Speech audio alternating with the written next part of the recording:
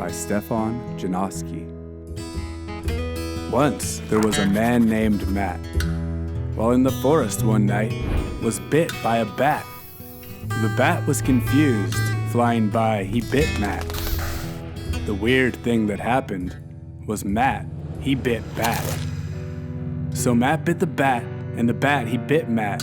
It happened so fast, there was no time for a chat. And when the people in town heard about that, when they saw Matt, it's an hilarious short film about a boy named Matt who gets bitten by a vampire bat, and then Matt bites him back. So they both basically switch lives and gradually become one another.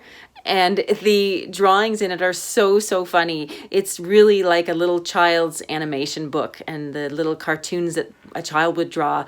And the story is so funny and cheeky about how they gradually become one another.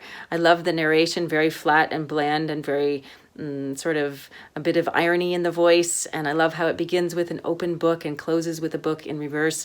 Clever and fun. I loved how the entire story rhymed from the title and then like all the dialogue and the voiceovers rhymed. I really like that.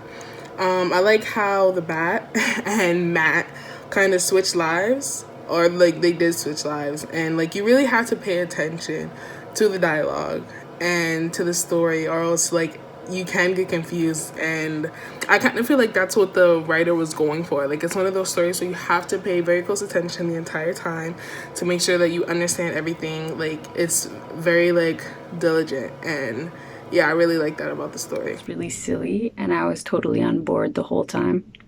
I liked how the storytelling aspect flipped back and forth between perspectives. The doodle style hooked me into the story. I almost expected to look up and see Bat and Matt chat in real life. So there's this quality to it that makes it really believable as fiction. I wasn't expecting the two to come to an agreement so quickly. I guess Matt caved in. This was performed really well and animated really well, and I enjoyed how the book closed backwards after, and you could say it closed backwards. Very clever rhymes and very enjoyable, uplifting tone, although very or quite outrageous. The story is cute and simple.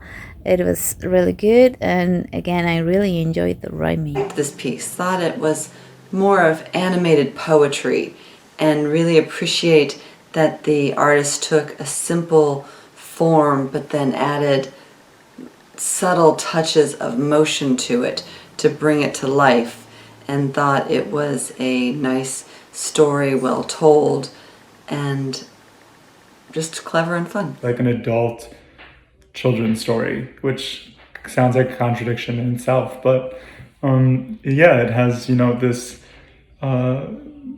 catchy rhyming scheme in the dialogue, and it uses, kind of stencil art in order to bring its story to life, and shows how,